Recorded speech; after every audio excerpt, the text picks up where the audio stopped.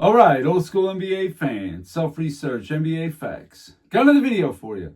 As always, thanks to anybody who watches my videos, subscribes to my channel. I really appreciate it. My comment of the day comes from Earth is a Sphere.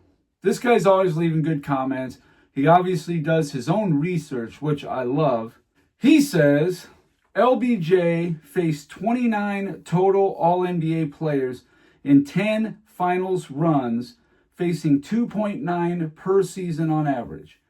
MJ faced 23 All-NBA players in 6 finals runs, facing a 3.83 All-NBA player on average per season. So that's about one more on average per year. LeBron faced only 11 All-NBA players in his 11 conference runs to the finals. MJ faced 9 in his first three-peat alone and 14 in 6 total trips. Bron stans are stupid for listening to the talking heads. Very good comment, dead on, and yes, they do. They always listen to the talking heads. They'll have you to believe that teams like the 07 Spurs, the 2014 Spurs, the 2017 and 18 Warriors are just unbeatable. Oh man, you just could not beat those teams for nothing. And I actually got some video evidence of that, which I'll play later on. But they don't want to talk about how easy it was to get to the finals for LeBron James. They just want to say, oh, 10 finals appearances. He made it to 10 finals, 8 in a row. Did a video the other day showing you how weak the conference he played in was. And he had the drastically best team, best roster by a mile. Thanks for the comment, Earth is a Sphere. You're dead on. That actually segues into this video here. Everybody makes the biggest deal about LeBron James reaching the finals, just making the finals. Forget about what happened in him. The fact that he just made it there, they say, is a big deal. No context. They will not talk about the competition to get to the finals, and they certainly won't talk about the teammates, the stacked team that he had along the way. Here's some of these people talking about it right here. And he got to cakewalk through the Eastern Conference, what was it, 9 times? What has happened is that what people have done is better for you not to make the finals as opposed to make the finals and lose. Because we've margined, because Michael Jordan was getting swept in the first round, so he couldn't lose in the finals because he wasn't even getting to the finals. So that's what we've done. We've said, LeBron James, we would rather you get swept. We would rather you lose before you get to the finals than lose in the finals, because that's what you've done. He's 6-0. But he only got 6 times. Why? I mean, if you to go, you got to go more than 6 times. Well, he would have been 8 in a row if he hadn't been forced to go play baseball for 2 years. Look at Magic. Magic went 9 times. Kareem went 10 times. You mean to tell me to go only win 6 little times? You can't ignore that. You can't ignore his greatness, the 4 MVPs, the 4 titles, the 10 trips to the finals, all of these different things. LeBron's been to more NBA finals. LeBron has more everything in the playoffs. You know, this played better. This 10 finals appearance stuff, it played a lot better in 2020. It did. It played a lot better. It was actually something that you had to be a little impressed with, even with the very weak competition and the very strong roster of players he had on his team. In his first 17 seasons, he made it to the finals 10 times. Okay, yeah. But in the last 5, not so much. And now it's to the point where he's under 50% reaching the finals. Forget about championships. Reaching the finals. He's under 50% now. How does that stack up to some of the other all-time greats? I'm not even talking about championships. Reaching the finals. I just pulled out a few guys. Let's take a look. LeBron James in 22 seasons reached the finals 10 times. That's a clip of 45.45%. John Havlicek in 16 seasons reached the finals 8 times. That's 50% of the time. He only played 7 years with Russell. So he played over half his career without Russell.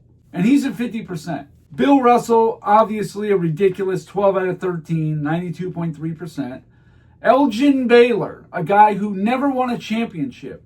He reached the finals 7 times in 11 seasons. 7 out of 11. That's good for 63.63%. Bob Pettit, in 11 seasons, he reached the finals 4 times. Now, yeah, that's only 36.36, but within 10% of LeBron James. And Bob Pettit only won 1 championship, was never considered the best of his era. He was one of the top 3 or 4, maybe in the 50s. George Mikan, 5 times reached the finals. Jerry West, in 14 seasons, reached the finals 9 times. 64.28%. All these guys, except for Bob Pettit, are higher than LeBron James. Kareem, in 20 seasons, 10 times reached the finals. He didn't have the strongest conference in the world either, but it was stronger than LeBron's overall. And he had a stacked team too. There was a stretch, though, he didn't, much like LeBron. Well, he's got 10 out of 20. And you can go on and on about, oh, since he was 18, year 22. Well, he came right out of high school. And he put his whole career then up for criticism. These other guys back in the day, they went to college. As Nick Wright always says, nobody told Jordan to go to college for 3 years. He could have went pro immediately. People just didn't do that back then. That was not the trend. Don't tell me about Moses Malone, a one-off. The guy was a player of the year, and he was talking to Dean Smith about coming back his senior year. Now here's another group of players that don't have quite high as a percentage of LeBron, but they're definitely within the ballpark of LeBron, and they keep getting closer as LeBron keeps playing and doesn't make the finals. This is where longevity works against you. If he would have retired after 2020, not having the record, the all-time scoring record, because to me, it's not that huge of a deal. I mean, it's a deal, sure, but it's not that big of a deal. It's like Emmitt Smith owning the rushing record. Not that big a deal at all. Nobody thinks he's the best running back we've ever seen. He's not even top 5. So LeBron James, 22 seasons, 10 finals, 45.45. Kobe, counting all his seasons, even the ones he got hurt in, the 2 years he didn't start, still at 35%, he reached the finals. That's 12 years without Shaq and 2 years on the bench. Dr. J, 6 out of 16, 37.5. It's in the ballpark. Steph Curry, 6 out of 16. And that's counting all the years. Even last year when he got hurt. And when he got hurt in 2012, he got hurt in 2020. Counting all that, he's still within 10% of LeBron James. Tim Duncan, 31.57, 6 and 19. Shaq, 6 and 19, same thing. Wilt Chamberlain, he went to the finals 6 times in 14 years. Has anybody ever said, oh, well, Wilt went to the finals 6 times? I've never heard that before. That's only 2.5% less than LeBron. If LeBron doesn't reach the finals this year, he's going to be around Wilt Chamberlain's percentage. Big whoop. Larry Bird, 38.46%. He's only 7% behind. Michael Jordan, 6 times, 15 years, he's at 40. Now, if he would have retired after 98, only on the Bulls we're counting, he'd be higher than LeBron James in appearances. And every player on that list played a tougher conference. Now, some of these guys had really good rosters too, absolutely. But nobody had an easier road to get to the finals as LeBron James. But where it takes a dramatic turn is, how did he do once he got to the finals? All these other teams were so easy to beat. Just went through them like hot butter. In 2018, Cleveland was a 50-win team. They took out the number 1 seed in 4 games. Swept a 59-win number 1 seed Toronto Raptors. That's crazy. Just to get swept yourself?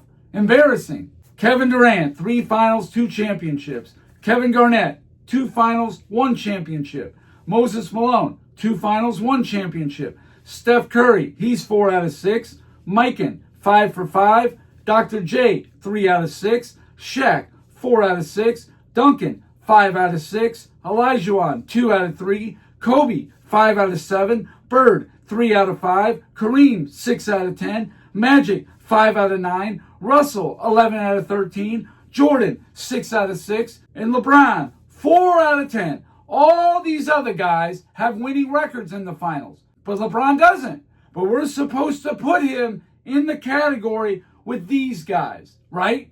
All because these teams were allegedly what? Unbeatable? Or maybe they were just too tough for LeBron for whatever reason. I think a big reason is rim protection, because LeBron's stats in the finals that he didn't play Golden State or Miami. His last 5, oh yeah, they look a lot better than his first 5. And it's got nothing to do with maturity or skill. It's got to do with those teams had a rim protector. 07 Spurs, 2011 Dallas, they had Chandler. 2013 and 14 Spurs, they had Duncan, even though he was a lot older for sure. 2012 had Ibaka. Yeah, those 5 are a lot different than his last 5. But I'm going to play a clip for you. Shannon Sharpe and Skip Bayless are talking here. And Shannon Sharpe is trying to make the case that 07 San Antonio and I guess 2014 San Antonio were much better than any team Jordan played in the finals. And again, he's doing this thing where he thinks facing a team is the same as beating a team. It's not. But here you go. Listen. Michael Jordan is 6-0. No debating that, no arguing that, and there's nothing to argue. But it's hard for me to say that any of the teams that he beat in the finals were better than the Kevin Durant, Steph Curry-led Warriors team. It's hard for me to say that they were better than the 2014 or the 2007 Spurs. Any of the teams that he beat, that's not to diminish them, because if you're there, you deserve to be there. But it's hard for me to see a scenario where the Supersonics or Utah was better than the 17-18 Warriors or the 14-7 Spurs. How about the 98 Pacers? How about Reggie Miller's team? How about it? They'd have got beaten one. They'd have got swept. Stop it. Hold on. So hold on. They took Jordan to 7. I want to make sure and I watched every drop of it courtside. Are you saying that the Pacers, the 98 Pacers, are better than the 17-18 Warriors? No, we're talking about the Spurs. I think they were right in the same ballpark with those Spurs. They'd beat the Spurs? Well, yeah. It would have gone back and forth. It would have been a 7-game series. Yeah, they went back. No, it was it was scheduled for 7, but it'd have been over in 5. They went from San Antonio up 2-0. They went back to Indiana. They'd have won 1, and then the next 2, would have won. All right, now I think there's some truth to what Skip Bayless said there. The 98 Pacers, I think they would have gave the Spurs a great series, maybe even 1. 2 years later in 2000, Indiana, definitely not as good as 98. Chris Mullin was on his last leg. They didn't have Antonio Davis anymore. Rick Smits, Dale Davis, these guys just a little older. Reggie Miller a little bit older. Well, they pushed the Lakers in 2000 to 6 games at least. And they were definitely not as good as the 98 team, like I said. The 2007 Spurs, here's who was in their conference in 07. And look, I'm not going to dump on the Spurs, but I am going to say this. Who did they beat in 2006? They played Dallas. They're a 60-win team. They got upset, okay, because they were a 63-win team. Even in 05, okay, they played Detroit. It went 7 hard-fought games. Detroit was a pretty good team, but I wouldn't say amazing or anything. They beat Phoenix, a team year in, year out that could never do anything. 07, the Western Conference. You got Phoenix, you got a 67-win Dallas team, and then here's the Spurs at 58.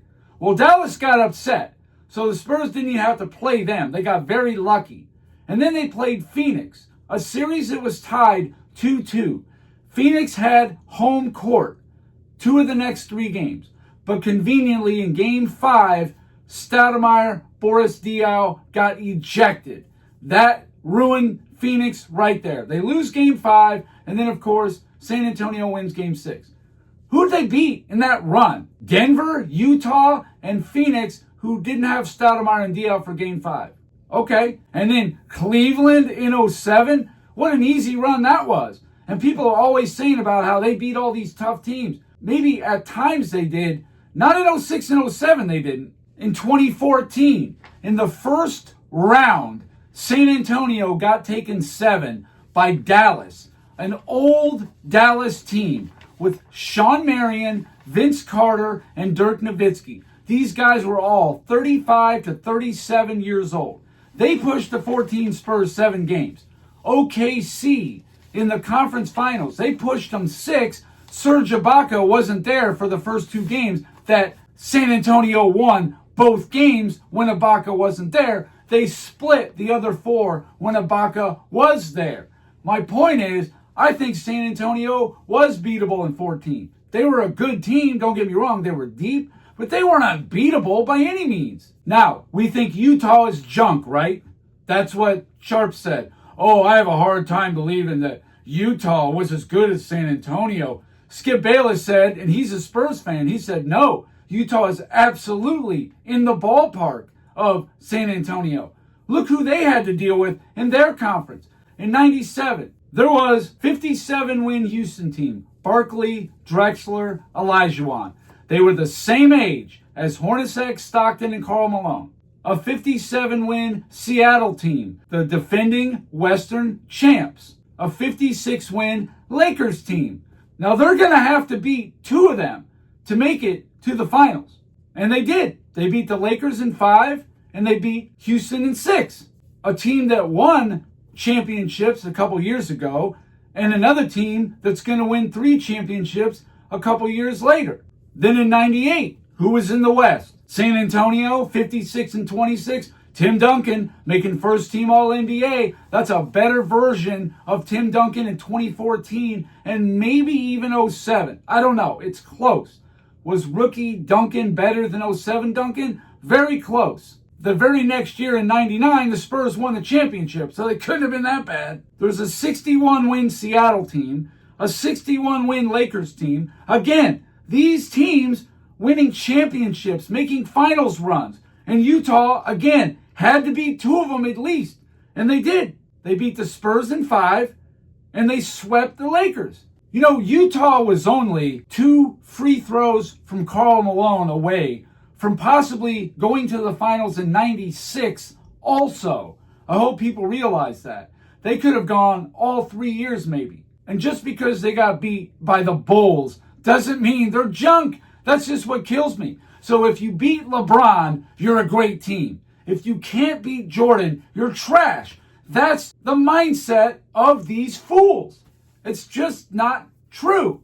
The fact is, there's never been any player or team or whatever that has been able to annihilate a conference the way that LeBron James has done when he was in the East, and then get annihilated once they get to the finals. At least put up a showing, something.